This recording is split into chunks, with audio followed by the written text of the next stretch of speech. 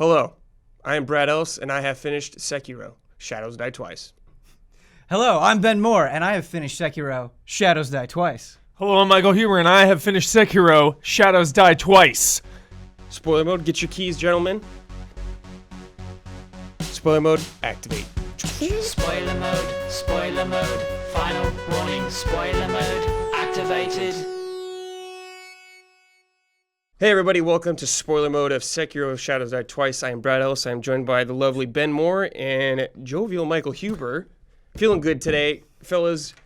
Been wanting to talk about this for a while. Ben, you and me had the pleasure of pretty much playing this game at the same time. Yeah. We were able to share notes, which is one of my favorite things to do when a From Software games comes out, because we're like, what's going on with you? What are you doing? Where are you at? Yeah, Brad, I felt like I was back in school because we would kind of just talk to each other back and forth without wanting to spoil anything for either person, and we have questions, and then sometimes we both wouldn't know, and it was just I an was process like of discovery. debating how to ask you a question because I didn't know if you were out of something Right. yet or if I'd spoil anything for you. So Right. it was definitely like a weird game of dancing around it. Yep. I want to open up with a real broad question for you guys. So we've all have played all the Souls games, the Soulsborne games. Sekiro is quite a bit different compared to that, I would say. What do you go? What were you guys' first impressions hopping into this game? I had the opportunity to play it a couple times before it was out, but I know you never played it. You played. No, I don't think you ever played it either. I'm not sure if you ever played Sekiro before it was out either, but it doesn't matter. I had some experience. I at E3 last year, I played it for approximately 5 minutes. Cool. So basically, no. Okay, great. So what were you guys just like first impressions when you're hopping in? I liked, at the beginning, it was definitely a process of learning. I think with Dark Souls 1 and then the DLC and then Dark Souls 2 and the DLC and then Dark Souls 3 and the DLC and then even Bloodborne, there was, with each kind of game that came out, there was a lot of carryover knowledge, and that got more intense over time. And I think kind of like was the highest point in Dark Souls 3, where it's not that that game wasn't great or a lot wasn't new. It was just like, okay, I understand this. Like, I know what is going on. I've been playing this style for years. And with Sekiro, I didn't have that feeling in quite the same degree. Like, there were definite similarities, but I loved the process of being like, I have to figure out how to deal with things in this game in a way that I hadn't felt since maybe Demon Souls. Like, I remember playing Demon Souls for the first time and it just being so overwhelming. It was kind of a similar sensation to that, which I really liked and found fun to accomplish. Sorry. Still getting over this sickness. It's been a while. So, Bloodborne shirt, nice. Dragon Rot. Yeah, I got the Dragon Rot. I was immediately invested in the story. It was a more focused story than right off the bat, totally. Than From has traditionally done. Just like the cutscene, you're playing as this character named the Wolf, and the immediate emphasis on stealth. So I think the two biggest takeaways immediately were like, yo, I'm playing as this character, and I'm able to stealth. This is wildly different than anything From has done, and I'm immediately hooked. So that was like my gut reaction. Yeah, totally. The story, for sure, I would say, is way more like focused. Like, because, you know, when I played like Demon Souls and Dark Souls the first time, I was like very kind of vague understanding of what was going on. But like how their storytelling works is like, yeah, you got to kind of find this one's much more, here's like a path, but this game also has a lot of side stories that are not properly explained. It's funny because with other From Software games, the process, I feel like, for me on a first playthrough is like, I'm going to play this game, and whatever story I absorb, I'm grateful for. Whereas here, it was definitely more like I'm kind of walking side by side with the story. I very much know what is going on. I have some understanding. Not that there isn't a ton of mystery or a ton of things to uncover, but I felt more in line with it, I think, than I did. Well, how do you guys feel about that? Do you prefer the old Soulsborne method of storytelling, or do you like this a little more direct? Really hard question. I really like the balance, dude. I think they perfected it in this game because, like Ben was saying, it's like you're able to kind of follow along with this character, but there's still so many mysteries, like the Senpo Temple and stuff, and like what the hell is going on there, and you know, different characters' allegiances or backstories. There's still a ton to dig into. but it's just a little more Yeah. easy to follow the main character. Yeah, for me, it's not as simple as being like, oh, I want a named and voiced protagonist or not, or I want most of the story coming this way or that way. To me, it's about how well it's executed on, and for me, Sekiro was something that worked on multiple levels. Just from a gameplay perspective, there were so many boss fights where I was just quite literally in awe of being like, oh, that's what you're doing for your second phase? Or, oh, you're not actually dead? And narratively, like, it just kept spiraling out of control further and further until you're fighting this giant dragon that was an incredible fight. And you get up to this, like, area on a rope, man. And so it was a story for me that was constantly exciting, constantly intriguing, and then the ending that I got, the Immortal Severance ending, I felt like really wrapped the whole thing together thematically in a way that made sense and was satisfying. And so yeah, it's just about execution, and I think they executed on it well. I forgot about the rope man. Rope Yeah. Man. Yeah. This game is crazy. Yeah, I was thinking about the idea of being an actual character as opposed to like RPing your own character, and I don't necessarily if I have one I prefer more than the other. I did like Wolf a lot. He is a man of few words, but I think that works for him well. Yeah. It like makes sense for who he is. But it's weird because, and this is based in nothing, but now in my mind, like, Wolf is just Miyazaki. And so if I were to spend an evening with Miyazaki, I would expect him to talk and act like Wolf. I just kind of like inserted him. That's a really cool way to look Yeah, at it, and I I'll just- never forget that, yeah, man. yeah. Miyazaki is Wolf. You brought this up earlier. Let's just get right into some stuff. Boss fights. Yeah. Some really crazy boss fights in this game. A lot going on. This game plays way different than past Soulsborne games. What do you guys think? There's a lot more of, I would say, like one-on-one duel encounters in this game. My favorite. There's a few like with the monkey and stuff like that, but there's definitely much more of a focus on swords clashing kind of theming going on. What do you guys think? So I don't know if I talked about this on Frame Trap or if I just talked about it privately with you guys, but for me, pretty much in all of the Souls games, I always feel like there's bosses that don't quite work for me, where like conceptually they're cool, but they aren't that interesting to fight. And while I liked some bosses more than others in Sekiro, I felt like everything had a strong purpose and everything came at just about the right time. Yes. And so just consistency with boss fights, I felt like was excellent throughout the whole thing. I agree. Yeah. I think there wasn't a lot of moments where I was just like, wow, that was like pretty lame, actually. Right. There wasn't like a moonlight butterfly kind of thing in Dark Souls 1 where I was like, that was weird. Right. And even Folding Monkeys was like the outlier. Folding but it Monkeys was like a still- weird, goofy fight. I'll Yeah. give you that. It was still like, this is different, this is unique. But to me, it like- wasn't like on the level of Bed of Chaos or anything like that. Yeah, I was yeah, like, dude, exactly. this is just like lame. the monkey fight is a really interesting thing to bring up because it was something that I got through on the first try, but I felt like just visually and mechanically it was interesting enough and it didn't take that long. So No. that's the big thing for me is if you're going to do something crazy like this, that it's over relatively quickly. And I still had some like level of satisfaction in tracking these things down, Yeah. and it felt in line with all the stealth Totally. and following that I'd done at that point. Like, not my favorite fight by Yeah. any means, but I still enjoyed it. Yeah, cool to have a self fight. Yeah. I love, anime. Yes. And I love when a duel is personal. And there were Many personal duels. personal duels in this game, which, I would say, it's yeah. one thing for a boss fight to be amazing, but when the boss fight is amazing and the reason for fighting the person, you have those like heightened emotions, then it's just, there's nothing better. Yeah. And Sekiro is a bunch of I those. think the first fight with Owl is Yeah. like a big moment of like the history you have with Owl, and he Yeah. gives you that whole line at the beginning of the game about my word is absolute and your lord's is a close second. Yeah. And you have the chance to betray him or like Because follow those him. words were like stuck in my brain the, at that the, moment. the Iron Code. Yeah. I was like, dude, Yeah. what am I doing? I feel like betray.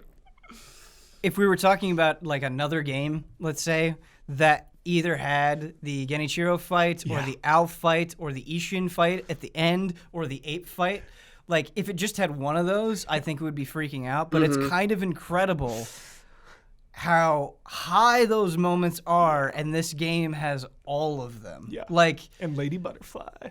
Yeah, really cool. And just how crazy the mechanics are for each fight. I mean, in the Owl fight, where it's just like, hey, you can't heal. Yeah, you can't heal. Lady Butterfly, use your like shurikens and Knock her off. Knock her off the rope. Yeah, there's always like a little something you can do to get an Yeah, they edge. tell you about the sidestep kind of attack thing there too to work on her.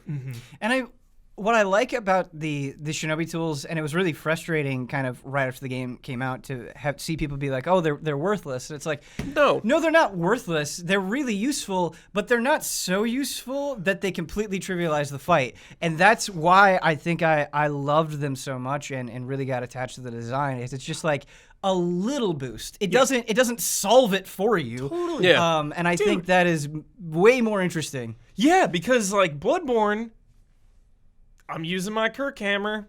Well, you know, I think about something and- like the music box. Yeah. Where it's such a huge boost, and it's cool, and you have to put in effort to get it, and it is a tough fight at the beginning of the game, and so it's like on one hand, it's nice that people have it, but it does make the fight so much easier, and I don't feel like and I haven't experienced like every Shinobi tool in every fight, but just kind of like the natural process of exploration, I felt like I would get little boosts, but nothing that made it so I could forget about the systems that it taught me. Totally, because the firecrackers on the beasts only work a couple times. Right. Then they become like immune to them. Like I used them on the ape a couple times. He's like, but then you start throwing him and he just kind of like charges through. And the stun isn't even that long Yeah. when you use the firecrackers. yeah, firecrackers are probably the best Shinobi tool in the game because you use it on every boss. Yeah, and I loved.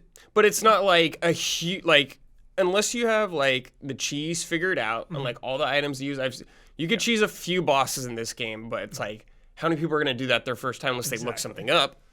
Yeah, and like the ape fight is a good example, or the drunkard fight at the very beginning of the game. I definitely felt like I was playing hard cheese hit and run, but That's I like couldn't- not even cheese to me. Yeah, I kind of agree with you for reasons that we can get into, but it's not like that was my experience with every fight.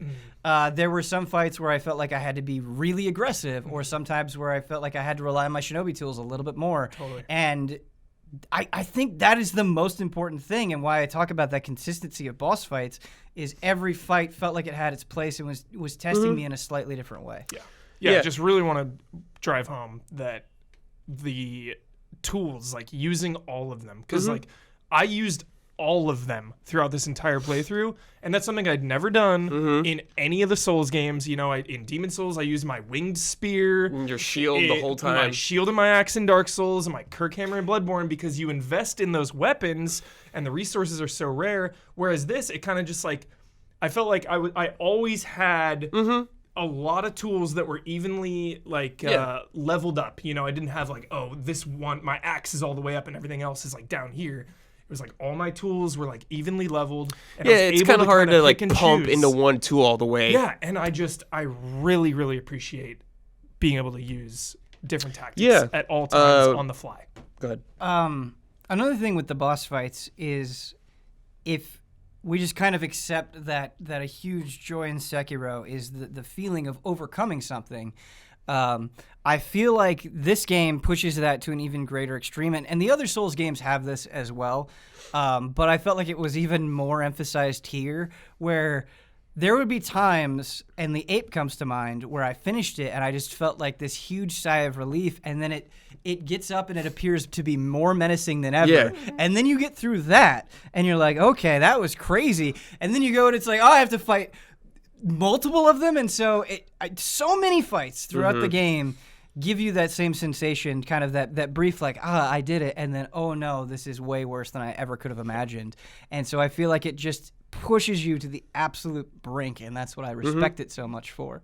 Yeah, I think the game does a good job of rewarding you too if you experiment with stuff like that. Absolutely. Like using your items and so I think that can make a huge difference. And I think finding the appropriate Shinobi tool for a fight. Yeah. Yeah, I was glad they just came out with a patch. Actually, I was looking at the patch. Yeah, I notes. saw this. The blade. In the description, it says that it's really good against a certain type of enemy, like the gun wielder people.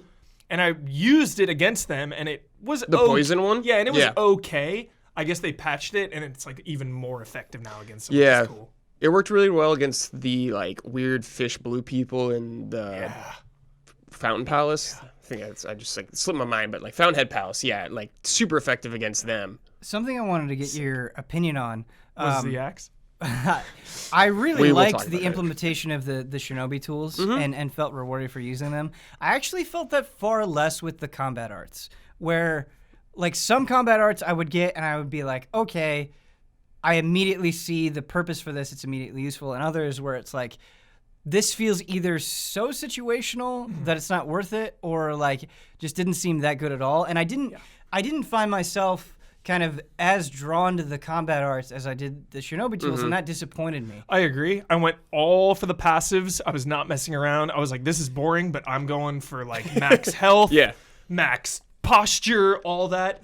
And then once I had, Ichimonji. once I had that, I was like, this is my move. This thing is awesome. I So, think but yeah. the problem with that is a lot of the really like probably the better weapon arts required spirit emblems, so you'd have to make a choice of using your shinobi tool or that. Sometimes they seemed a little too expensive for what they were. Yeah.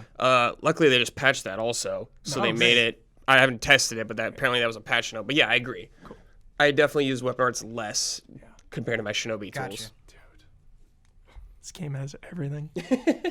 Friggin' paper bombs, puppeteer jutsus, dude. Puppeteer Genjutsus. jutsus. It's got it all, dude. Yeah, what'd you think of the jutsus, man? 10 out of 10. Like I only thought of Naruto. The only way to activate them is by backstabbing them, pretty Yeah. much. Yeah, dude. Yeah. And like the blood mist. Yeah, was like, I knew you would love that immediately. It's just Like, where's Zabuza?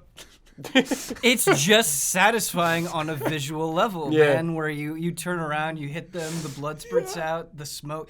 And It's so the fact that they use that jutsu for solving some of the puzzles. Yeah. I had to call having Brad them- for that one. That was the one having time them I interact with the phoned a environment. friend.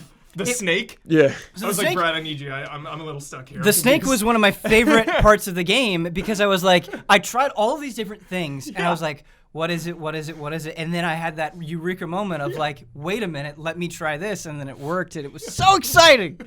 Yes. Yeah, it was one of those moments, where I was just like, is this going to work? This is Right, weird. And right. it works. You're just like, wait, what? Yep. He's just like distracting the giant snake, or this guy's hanging a kite up for you, something like that. Yeah, it was great. Tons of NPCs in this game, a lot. I would say there's more than you you probably see more than you do in any other game. I'd say just out there, kind of the one like the Harada State. There's just NPCs kind of talking to you, dying and stuff like that. What'd you guys think? The sculptor obviously is like a big NPC. So is Emma. I think the NPCs are good in a way that they've been good in this series, and I feel like it's from just utilizing its experience in a positive way. And what I mean by that is they take the opportunity to there are these services that you need in the game, right? You need to upgrade your healing gourd. You need to have somebody fix your shinobi prosthetic to you. You need somebody to practice your moves on. And rather than just having that be a simple service or somebody that's bland and has no personality, these people have entire arcs that the service that they're providing fits into naturally and naturally plays into their story and is central to their character. Context. And so it's this perfect fusion of video game service and character in a way that makes both feel a lot more meaningful than they would on their own. So that's what I really liked about it. Obviously, that's not true for absolutely every single character in the game, but like I think a good example is the scales that you can spend. Jar guy. Right, where it's kind of like this weird hidden thing, and to emphasize that, you have this weird kind of unknown character who's just presented in this outlandish way that makes sense for kind of how out of the way this game service is. So I really like that a lot. Apparently, I don't know if this is true or not, that's the only NPC that Miyazaki worked on is the jar guys. It's hilarious. So it makes total sense. He to did me. a great job. Yeah. Really loved Ishin just up in the castle there. Yeah. Yeah. I love the idea of like a safe area and a person hanging out within this like really Dangerous area. hostile, dangerous area. You know, that's just something I've always loved about a Souls game, where it's Yeah. like you just have a little brief little moment of rest, Mm-hmm. you know, but it's once you like step out, it's just pure chaos. And I love, and again, it's another classic From Software thing is you never feel like you can 100% trust anybody. Right. Like just Yeah. the way that they Yep. talk and present themselves and how they shift. And like sometimes they're not there and sometimes they're like you're Yeah. never quite sure. I could have gone for one Lautrec style. With just one guy going, hey, hey, hey, hey, hey. I- That or- was the or- jar man. Or just like some kind of betrayal or, you know, I You want like an NPC to get murdered? yeah, or something, because they all were, like, they were all mysterious, but it never really Well, paid off on that, because Emma... I feel like you get the great betrayal from the owl. True, yeah. And that's But, like, he's not an NPC that you can really interact with sure. until that point. Sure. Like, Emma, the whole time, I was like, dude, is she the real mastermind? Well- Is she, like... Sure, if you go with that, like, storyline, Yes. you can do that, but... Yeah. I could have gone for maybe, like, one thing. Like, maybe if you don't decide to kill the sparring guy... Mm-hmm. If he gets upset or something and then just like goes off, but Here, there. I don't know if you saw, but there's 2 jar guys, oh, and depending on which one you do stuff with, the other one will die. oh, So- see, okay, there we go, nice. There is kind of Figured something I'm like that. missing stuff, obviously. He wants to become a carp. Yeah. Cool. Did you do that? Did you guys feed the carp and poison him? I And don't murder think him? I did, no. So I called you for the snake, and then after I beat the game, I was like, all right, did I miss any bosses or anything? Mm-hmm. And the only thing I really missed was the carp. So I looked that up and then went. You have to I did find not some do like the- secret I did area. not do the carp. So Yeah. the jar guy will give you, in a certain order of steps, the jar guy will eventually give you bait, and it's poison, actually. And he wants you to feed the fish, and you kill the fish, and he dies, then he becomes a tiny carp. So his whole goal was to become a carp. But he's like a tiny carp just there, and he's like, give me more scales I'm still. sad I missed this. Too small, yeah. I want to talk about the relationship between Wolf and Kuro, because I think because in other games, like if you look at like Demon Souls all the way through Bloodborne, you have these people kind of assisting you, but I feel like they don't really know you. Like there's kind of this impersonal like, hey, I'm here to serve to help accomplish this goal. Yeah. But with Kuro, I felt like there was an actual relationship there. Yeah. And like, yes, the wolf's whole mission was sworn in servitude and to protect, but I felt like he was doing it for more than that. That he Eventually, actually yeah. cared. He actually saw Bonds. like the good in Kuro, and vice versa. Kuro really respected Wolf, and I really liked kind of that mutual understanding that they had. And I think it felt more personal Yes. than kind of what we're used to getting. Because Wolf is a part of this world, whereas in Souls and whatever, I feel like a visitor. You know, there's a detachment from everyone. Just kind of what you were saying. Totally, 100%. And that's why I liked the Immortal Severance ending so much, because when Kuro dies, I really felt a twinge of sadness, you know, because they did care so much for each other, but they both knew like, hey, this has to happen.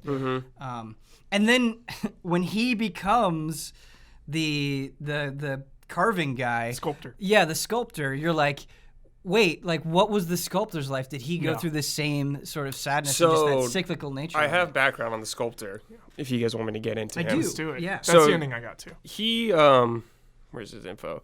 I know he was also a shinobi before. He kind of had a similar path to, I would say, Wolf Sekiro. He was nicknamed the orangutan before. So he used to train in the Sunken Valley, kind of near the orangutan, with another shinobi. That's interesting because it fits. Like the demon of hatred is such like kind Yes. of a monkey like boss. Yeah. Dude, when those monkeys were down there, and you Yes. know they're all gathering, Yes. He used to Because- train down there. because of my paranoia with all of these damn From Software games, I was like, if I kill all these monkeys, is that going to be bad? Sure. Like, am I like evil if I'm doing this? I thought it was going to like pay off later where like something goes down. Yeah. Because I think there's a reference too of like spilling the blood or something. Yeah, It's like a this big feels wrong. theme about is like not becoming Shura, which is like Yeah, I the was kind like, of thing. That's the thing. I was like, dude, am I gonna be Shura because I'm killing all these monkeys down Yeah, like here? bloodlust. Like, so the sculptor was on the verge of becoming Shura because he's killed so many people and he was getting consumed by the flames of hatred. Ishin cut off his arm to help, like, kind of subside that. So he kind of saved him from that. So then he started using the shinobi prosthetic. Then he eventually hands it down to us. Yeah, he carves the Buddha statues. Like, he talks about this briefly. So Yeah. one thing I really All you loved, can see is rage. yeah, one thing I loved about this game is the drinks you get and you can give to NPCs, and they Yes. kind of give you more lore tidbits. Yes. about oh, them. man, I Love feel like it. this, Brad. I'm so glad you brought that up those because moments. it's not getting enough attention, and I think I was hesitant to bring it up because I didn't fully understand like the extent of it or the systems governing it. But the way that it seemed to me throughout the game is it's like, hey, you have all these different drinks, you can give it to whoever you want, and then you just get a little bit more of their story. Yeah. And so it gives you the agency to be like, well, who do I find the most interesting, or who do I want to learn the most about? And it doesn't, like, I don't know, it didn't seem like it made it a mechanic. Like I said, maybe there's more going on there, but it's not like, you know, a screen popped up and it's like, okay, you're rank 4 with Emma now. It's just like, no. Yeah, you're just sharing a drink. The reward here is just you getting to spend time with this character, which I thought sick was so backstory cool. too. Yeah. Like I gave the unrefined one to Emma at one point, and Mm-hmm. she's like, "Oh, this is Lord Ishin's favorite, but I'll gladly take it." Yeah. I was like, shit. That reminds me, what did you guys think of the kind of the big villains of the game? We had Genichiro, the owl, and Ishin to an extent at the end of the game. I guess you can count him as a villain. How, like, did you feel the need for vengeance from them? Do you feel like you wanted to fight these guys? Did you understand where they were coming from? Yeah, I thought Genichiro was cool because it wasn't really personal, in a way. Right. It was, but it wasn't. They were Like, taking the Lord to get Dragon Heritage. Yeah, like he is so focused on his mission. Whereas Al, you know, Also trying to get pretty much everyone was trying to get trying to Dragon do that, Heritage. for sure. I think Genichiro was the best for me because he's just established so well. I think seeing him at the beginning of the game and then that initial fight, and then when you fight him on top of the tower, mechanically and story-wise, they really show how much he's willing to go through to get what he wants. And so when it kind of wrapped around and you have that final confrontation with him, it was so awesome. Ishin is a little bit difficult for me to comment on because I think all of the context is there. I just think in my playthrough, I didn't quite feel it as much as I wanted to. I don't think Ishin's necessarily a villain. He just Right. kind of fits in like a gray area kind of thing. I mean, I I, think- just thought of the Hokage's Yes, of reanimation course. jutsu. I read that like the reason Ishin is fighting you is because he's respecting kind of Genichiro's will. Which So I yeah, thought was so cool. Genichiro has the other mortal blade, the black blade. I have lore Right. on this thing too, which is really awesome. It's the twin blade of the red blade, which is the one that we have in the game. The blade's name is Open Gate, and it's said to hold the power to open a gate to the underworld. Through its power that creates life, it beseeches you, making an offering the dragon's blood. So pretty much Genichiro sacrifices himself at the end by killing himself, and that gives birth to Ishin, kind of thing like that. Ishin just like Crawling crawling out of him. Oh man. the hand. Yes. And he's like, let's go. Yeah. Let's go. Which is like, could be my favorite boss fight of all time. Like the Yeah. hardest fight of all time for me. It's just, I died it like it was really hard. beautiful and I died like 40 poetic, times. so fun. It was a hard fight, totally, dude. It was a hard fight. Whereas I remember you guys were like, "Oh, the hardest one for you was the demon of hatred. and I destroyed that demon. The demon was definitely a hard point for me. Lady Butterfly was actually probably the one that I spent the longest with, just because it was early on and I hadn't gotten the game grasp. down yet. And so like there were definitely flashpoints of difficulty throughout, Demon of Hatred being one of them. But it was nothing quite like Lady Butterfly, which is why that fight will like be burned into my Yeah, memory. I know we forever. talked about this briefly, but I really appreciate how different some of the bosses made you take your approach. Yeah. Like the demon of hatred. I regret not bringing this up Okay. on my Huber syndrome with you Okay. guys. Yeah. Because this was. I really want to talk about this fight. Okay. Corrupted Monk. Which one? The first one. Okay. Because I feel like this is the sleeper fight of this game. Okay. And I think part of the reason it's not getting as much hype is because it was heavily shown off pre-release. Got and it. so I think there was just this sensation of knowing, but I agree with you. I think this fight deserves a lot more hype. yes, because it forces you to just perfect every mechanic like the parry, the dodge, the jump. And It like you need to be perfectly. What is the word I'm looking for? Like you need to be precise. Yeah, you need to be precise. Precise, You yeah. need to be so precise. It's like a mathematical fight in a way because you just Crunching numbers. Yeah, And I get really mad and you just whittle them down. when people are like, "Oh, it's so lame that you have to fight him twice," and it's like, I don't think you're looking at the fight closely enough because in the initial battle, you actually have a lot of room to move around in, and so a lot of tactics will work there that don't work as well in the second fight because you're a lot more limited with space. Totally. And so I think it's this really great natural evolution of like, okay, we're going to get you familiar with this thing, we're going to make it a little bit easier, and then we're going to take some things that you relied on away and fight him again. Yeah. And because of the way that he attacks, it really relies on like very fundamental things in the combat, and so it feels so good when you nail it. Yeah, it's awesome. Yeah, in defense of that, I think because her last two phases are completely different than the other two. Like, they got the weird shadow ninjutsu going on, then she's got the insects coming out, like spraying like poison like, on you. It's crazy. Laughing as it's jumping around with this. Yeah. She forced me to take her seriously because the first fight I was like, I got Right, this. one health bar. This is fine. Yeah. Yeah, 1 health bar. Yep. Died. I was like, I'll get this. Died like 10 times. I was like, okay, I've got to take you seriously. She beat me into submission. She's so unassuming, dude. Just like some ethereal monk. And I'm just like, all right, I got you. And I was like, no, nope. Yeah, I feel like the corrupted monk for me. There were some fights where it was like, okay, like I can do the hit or run approach. I can just whittle down their health bar very, very slowly. Whereas that fight was all about the posture bar. Yes. It's like get those Yes. parries in. Yeah, the Make it Demon of happen. Hatred was definitely like, you're not going for the posture game on Demon of No, Hatred. Demon of Plays on my Hatred. strengths, dude. Demon of Hatred was Pure the damage. most kind of felt like a Bloodborne boss. Yes. And not in a bad way. It was like kind of nice Well, having he's got it like at the end of the game. weird like cleric Yeah. beast arm and stuff like that. Yeah. You're like, okay, I've seen this on Manus also. But Demon of Hatred, rather than being about parrying or being aggressive, it felt like you just needed to be aware of the range of his attacks, Dodging. and where you needed to be when he attacked, which is really cool. Yeah. So aggressive in that fight, dude. Were I was you? like, "Gah!" Yeah. I very Nonstop. much got to do a rhythm of like he attacks, get a couple of hits in, wait for him to do something, dodge. Yeah, I would have liked to see you do that fight. Really Dude, cool. yeah. That fight was cool because I went about a different method than Ben did, I know. I used the umbrella for some fire attacks I couldn't reliably dodge. Nice. And Ben used the whistle. I didn't have that whistle specific stuns it. whistle Yeah, at that yeah, point. yeah. Yeah. So I didn't think about that at all. Then, but then when Ben told me he did that, I was like, whoa. Yeah, that's really cool. that's actually how I finished the final phase. Me too. Because I was like low on resources and I was pretty low on health if I remember correctly, and a few whistle stuns got me through that final phase. Every tool, dude. Every tool. Freaking prosthetic Yeah, tool. think outside the box. Yep. I want to Anytime bring I it died up. a couple times. I Yeah. was like, let me use a new tool here. Yeah. Did you get Experiment. the Lady Butterfly's kunai? Huber, I got everything.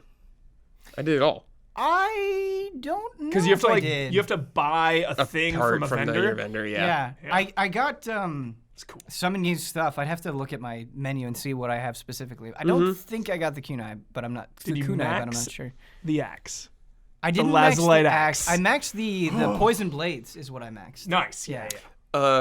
I love the axe. Love the spear. My favorite part of the axe is when you upgrade it in like talent tree, you get the follow-up attack with it. So he does the Dude, slam, the double. then he does like the flip again. Yup. And I found out you could use it on these guys. Like there's the big ogre guys. That some of them have like huge shields. You could break it with the second axe. I had no idea about that. I was like, whoa, that was sick. And it's like you're like infinite poise when you do it. Yeah. So you just like Yeah, break hyper armor. through every attack. I want to bring up one boss we didn't talk about that I thought was really cool and different. Just a weird, different encounter. It's not like a huge boss fight or anything. But I know you like this too, Mike, is the Armored Warrior. Yeah. Roberto! Not a normal boss encounter, I'd say. mini boss. It's a mini, like this game has plenty of mini bosses, I would say, instead of proper bosses, I guess. It was just a cool little fight where he didn't have a health bar, You just had to kick them off the ledge. Just like a weird kind of mechanic that you don't do anywhere else in the game. Just something I appreciated. Absolutely. Another example of Sekiro kind of instilling in your mind, like, anything can happen at any moment. And that's how the whole fight really felt to me, is like, I got on this bridge. It was like, what the hell is happening? And it was just kind of like my brain shut off, and I just felt like I was acting on instinct. And like before I knew it, he was off the bridge, and I was like, wow, that was intense. Well, dude, I got him with the death blow once, and he taunts you. Yeah, he laughs. He kicks you off. And Yeah. I was like, whoa, Yeah, dude. exactly, yeah. Round 2, all right, let's go. And then you see kind of the barrier kind of like breaking off, and it's like, all right, like, lure you over here. Yeah, So his great. whole reason for being there is really cool and why he's protecting. I have no idea why he's there. So looking for his son or no, something? he has a son. And his son, like the fireworks are actually like I think they're called Robert's fireworks. So him and his dad sold those like firecrackers. His son sick or dying or something. They came to the Senpu Temple to get the rejuvenating waters to try to live forever. You know, so he's there protecting Everybody it. wants to live forever. Exactly, but the sad truth is probably his son's dead because all of the children that were there before that they experimented on, they're all dead except the one divine child that you meet in the game. So She was great. classic From Software, everyone's probably dead. Yeah. But yeah, she was great. Yeah, child of the divine realm, man. Really hyped for the DLC. We'll get into that. Maybe. So I don't know if you guys I watched all the endings. Okay, you watched all the endings, so you knew that like, where it could kind of lead. Ben, did you see these? I did not. I kept thinking about it, but man, I really felt so satisfied Yeah. with my ending Totally. that that hesitation kind of always prevented me from doing it. I'm sure I probably will at some point, but I Yeah. haven't yet. No. The one you got is where you kill Kuro, right? Yes. Okay, so then there's the And one. you become the sculptor. Yeah. Yeah, there's the one where you kill yourself for Kuro. There's the one where you become Shura, and the one that we're talking about is which I like to consider the canon ending, the best too. ending you can kind of get. For sure. Is through like a series of steps. Kuro is kind of implanted into this divine child, and she carries him almost like he's a part of her. Some Kingdom Hearts craziness going Yeah. on right there. Yeah. And you set off with her to like the west. China, dude. Great Yeah. Wall of China. So- DLC. It's going down. It could. It's going down. I don't know if it would be post game. That'd be awesome. Great Wall of China in Sekiro, Yes. dude. Think of the possibilities Yes, it'd be there. 10 man. out of 10. Here's what I want. Great Just Wall of their views, like their just their vistas, you know? They're like, I just imagine just looking at the Great Wall for miles. Vistas. You're on top of the Great Wall of China. Yeah. You keep going, and all of a sudden you hear this voice, and you go, "Wait, is that Keanu Reeves?" And you see John Wick. He says, "Hello, Wolf," and he just fights you. I thought you were gonna throw law out there. I'm just really excited for John Wick 3. Yeah, Sometimes yeah. that just like leaks out of my body. It's coming. It's coming. Yeah. China, dude. I don't think Fountainhead Palace gets enough hype, and I think Really beautiful area. I think it's. I'm always hesitant because you're still in the process of like reflection and kind of honeymoon period, but I think Fountainhead Palace is ultimately one of my favorite From Software areas because like how different it feels from everything that came before. And just like these fish enemies that are, for the most part, very easy to take down, but can just absolutely debilitate you if you're reckless. And it really feels like kind of an ultimate test of your shinobi skills. And I felt like I had to be so methodical, really kind of scout ahead, figure out where everybody was, slowly, methodically take them down, figure out like, okay, why am I, when I go underwater, am I being electrocuted?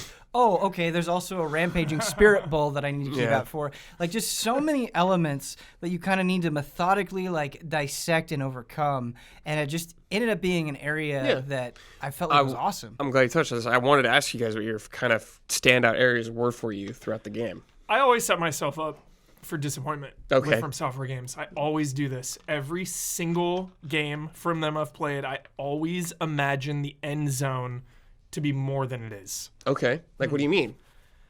Like, in a Souls game, I'm always like, dude, we're gonna go into like the depths of hell and freaking Hades is gonna, you know, I always have these like unattainable expectations where just like the game ramps up like 10 times more than it was, and it just never really does. And I always like the starting areas the most. I love just The Well, Japanese, you yeah. know, villages and architecture. I love in Souls, you know, like Undead Burg and Mm-hmm. and just like Firelink Shrine and just kind of the castle ramparts. Yeah, definitely a different vibe. Even like Bloodborne, like just the initial city, town yeah. and the city. I 'Cause, like, always like the Stuff starting starts off areas. more chilled and it just gets crazier, Yeah. like near the end. Not as crazy like a Final Fantasy game where like Yeah. who knows where the hell you're fighting, like fighting in space or something like that. Yeah. But I did like it. Yeah, It just wasn't my favorite area. sure. Sure. Yeah. I think like in terms of final areas for me, the highlights are Dark Souls 1 and just the lead up to Gwyn, because it's not a complex area at all. Oh, but the just, kiln? Yeah, just the way it looks, Down where you there. are, and just the fact that you kind of have these Black Knights littered throughout guarding him, and then you finally go in. It just felt like thematically perfect to me. And Bloodborne, the Field of Flowers, like Yeah. I don't know if that'll Hunter's ever be Dream, topped. yeah. yeah. Yeah. It's a nod. I think Ashina Castle Yeah. is my favorite. It's very good. Because Yeah. when I was playing through, I'm like, oh, this is sick. Like early parts of the game, like little tiny villages, but then you get to a big like kind of structure with like, there's like when you walk in, then there's the little area on the side with tons of like little housing, guys like fighting down there. Yeah. Then when it really hit me, I was like, yes, is when you're on the rooftops, baby, of a castle, and you're fighting those Nightjar ninjas, and they're Yeah. flying in like, going, whoa, pff, like Yeah. that was the 10 out of 10 Just- moment. Like living the dream, dude. I remember texting you, Brad. It's like, yo, I'm infiltrating a castle trying to rescue my lord right now. Yeah. Like For like video games. for people like Doesn't us get better than who that. like Tenchu, it's like this is like a nice Yeah. Brad, homecoming. Culmination. in Ashina Castle, like before you kind of get to the top, and you fight that guy that just does the quick samurai? unsheath attacks. So cool. It was like all weeb dreams have come true. Yeah, in every this weeb dream. moment. Yeah. I forget his name, dude. That guy haunted me. Yeah, I for forgot. Days. Then he comes back as like the red eye version later. She's like, oh my god. Just quick couple things I want to talk about is the poise mechanic in this game. What did you guys think? It's super different. I don't know many games that have a mechanic like this that's built Took me- so much in. Took me halfway through to realize that when you block, Yes, it goes down you regain more. faster. Yeah, I realized that like halfway through. Yeah. I was like, I like game mechanics that play with your emotions, and I feel like the kind of poise mechanic, if that's what we want to call it in this game, totally does, because I would find myself get even more tensed up when I saw my bar fill up and Yeah. kind of panic and think like, okay, like I need an exit strategy. And then also like see myself get like hungry or greedy when I almost got them and I would go crazy. And it was just the visual representation of those two bars totally influenced my emotions during a fight, and I think that's exactly what you want. And so for me, it was incredible. And I think another thing that Sekiro has for me over other Souls games is I eventually would get to a point in those games where fighting basic enemies was no longer fun. Right. It was a means to an end. And that didn't really happen for me here. I think just the emphasis on defense kind of made basic fights fun for me throughout the whole game. Not that it was like can always, anyone yeah, not that can it was own you. always the same amount of fun. Obviously, you get better. Obviously, things become more trivial, but that layer, I think, ultimately kept it more fresh for me in the end. yeah, and the game is so hard as it is. I thought a really nice balancing touch was when your posture gets broken, sometimes you wouldn't get punished. Sometimes it would break, the enemy wouldn't attack you, you would recover, and then now you have full posture again. And that would play into my strategy Yeah. where I'd be like, okay, I'm going to get broken. It's not the end of the world. I Yeah. can recover from this. Totally. Yes. But then if that happens on a boss fight, like It could be- chances yeah, it could be are- bad. Yeah. So I really like that. What do you guys think of progression in this game? Not leveling up the traditional sense where we're used to from. This is not a Souls game or Soulsborne game I consider at all. Gave me so much anxiety, Brad. What, these talent trees? Or the skill tree? Just running out of ways to gain more posture or health. Okay, yeah. Because you know, like you were saying, how comfortable you got with Dark Souls 3, Ben. Similar thing, where by Dark Souls 2, even, you know, my brain is wired to be able to exploit the game. Right. The fear is still there, but in the back of my mind, I'm content knowing like You're like, I can grind it out a if little if I need worst to. comes to worst, I will cheese the hell out of this, grind some enemies, bonfire, grind some enemies, gain like 2 stamina points. All right, try the boss again. Yeah. Whereas this, it was like, you're at the corrupted monk. Yeah. You cannot gain any more posture. You cannot gain any more attack. This is it. Yeah. This is how strong you are now. This is as strong as you're getting. Unless you could find like prayer beads or if you had memories for attack power. Yeah, which I was like, combed the air. I was like, there's nowhere I can go to get stronger. It is all about ability. So I thought that was great. Yeah. I loved it. It made me anxious and nervous, but I think then it became more about the mechanics and the fight and learning rather than numbers and video game stuff. I think ultimately progression is probably my least favorite part of this game and probably one of my biggest criticisms. It's not that it's completely bad. It was just so up and down for me where like we kind of talked about the combat arts and how I'd be like, okay, this seems kind of useful. This doesn't seem useful at all. There would be some things I would get that were so it was just all over the place. And it was the same thing with the tools where like I enjoyed making them stronger, but it was just like you're adding a new wrinkle to this thing, and that new wrinkle may be extremely powerful, but I think kind of the sensation that I missed is in Souls, I felt like when I committed to a build, it was such a huge commitment where it was like, I'm going in this direction at the cost of everything else. Yeah. And it really felt like I was taking huge ownership over that choice. And obviously this is a different game that is going for a different thing, but I just never felt that same level of satisfaction or kind of like, I don't know, personalization over my character. You want a little more. Yeah, and I think the choices could be a little bit sharper, I guess, for lack of a better word. And I guess maybe I could feel more attached to him, whereas here it was just like, I'll just grind it out to go on this tree that doesn't have that many branches. Like it just felt a little bit more straightforward, I guess. Yeah. Yeah, they tried to do it, I feel like, with the top prosthetic tool upgrade material, the blue one. Yeah.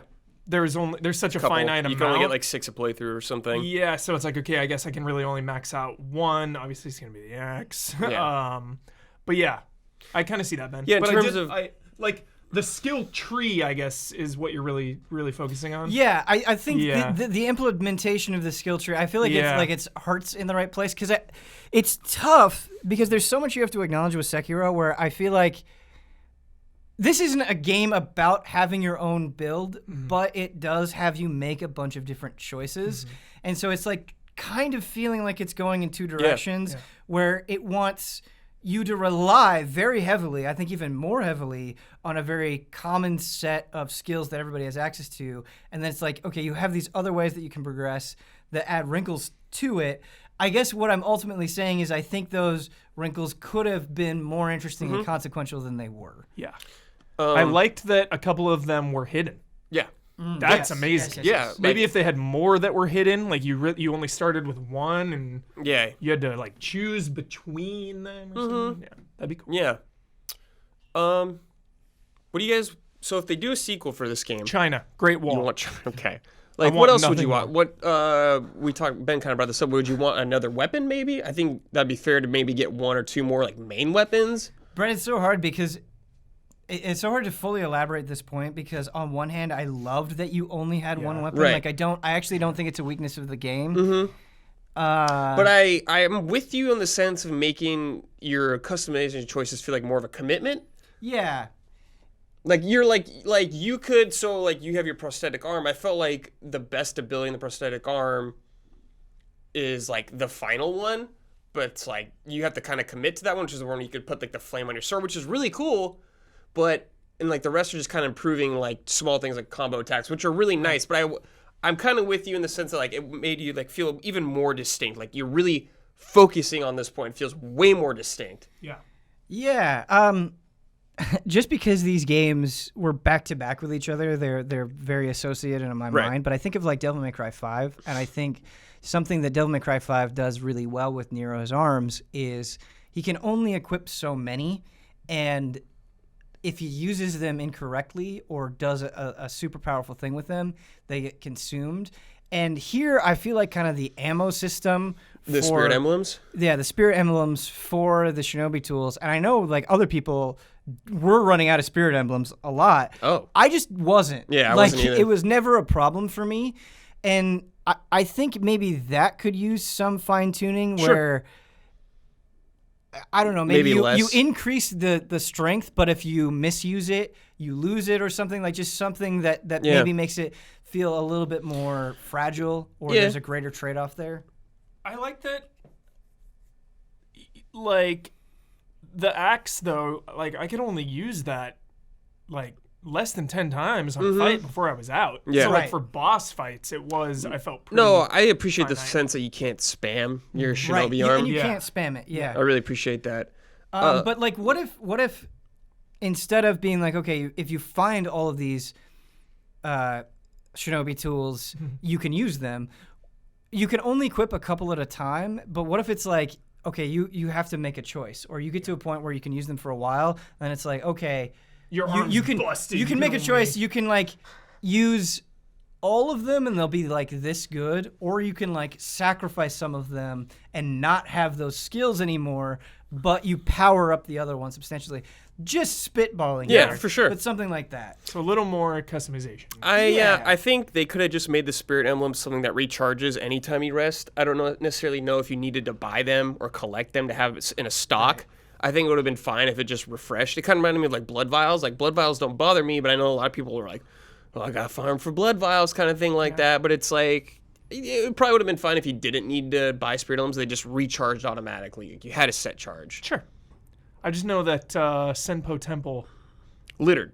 like Well, that was my grind spot, dude. in this need game- some cash, need some emblems. In I'm the going to beginning of the game, temple, it's like own those monks. there wasn't a lot to buy at the very beginning of the game, so I Yeah. just bought Spirit Emblems, and I don't think I ever dropped below 800 Spirit Yeah. Emblems the entire 5 playthroughs I did of this game. Dude, the spear. Yeah, great. So sick. So Sekiro is kind of a game about factions and who you align yourself with. Yes. Definitely like very significant choices that you make with like which side you're on. I am totally okay with Sekiro not having an online mode, but just kind of thinking about it in the future, it maybe would be neat if those choices kind of put you in a pool of players and like maybe you faced off against others who made another choice. Like there's this huge war and there's this conflict happening in Sekiro. I think there are cool ways to maybe manifest that online. And man, I want them to do the monk fight at Demon Souls again. And I feel like it would be perfect in Sekiro, where you're just kind of having this duel, dual nature. yeah. And I don't know, like if Sekiro 2 didn't have online, I'd be totally okay with it. I'd be very excited. But I think there's definitely room to implement something Sure. there, whatever they can. Whatever they do. All right, final thoughts. This is an incredible game. I think maybe we're spoiled that From keeps making incredible games, or like the worst of this kind of lineage of games is like still pretty awesome. And I feel like for as much hype and praise as Sekiro is getting, it's kind of a bummer to me that a lot of it has been swallowed up in this difficulty conversation, which I think is a good conversation. I think it's a conversation worth having. But I think just like on its own, That's all people are focusing on. yeah, this game has accomplished so much and really deserves so much recognition. And it blew me away. I'm still blown away just talking with you guys about it and getting excited about it and thinking like all of the decisions that they make that landed so hard for me. Like it's an impeccable game, and I can't get over how good it is. I'm glad you brought that up, Ben, because I feel like we should talk about it, because this spoiler mode would be a disservice to our audience if we at least didn't touch on difficulty. I've touched on difficulty on this game like 3 times already on camera. Yeah, Okay. we had long I missed friendship all this conversations, stuff. Yeah. but Cool, yeah, cool, I mean, cool. like, I want your take because I Yeah. don't think you've gotten to share it. About difficulty, no, I feel like we have so many types of video games, and they all can't be the same.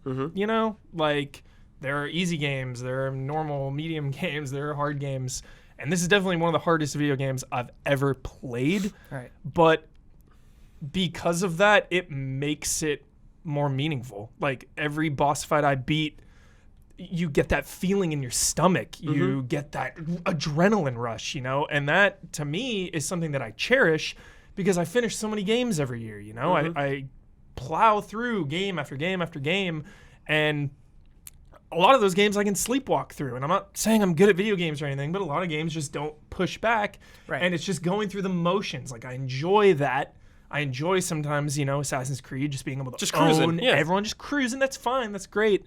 But it's really nice when a game really challenges you, really pushes you, and isn't BS. You know, I'm big on difficulty in games. I usually play games on hard, and a lot of the times that stuff just isn't balanced. It'll be like, okay, hard, our hard mode is just Pump the numbers up. Yeah, our hard is just the enemies can shoot you from 10 miles away and they kill you in like 2 hits. Crisis. Cool. Not really.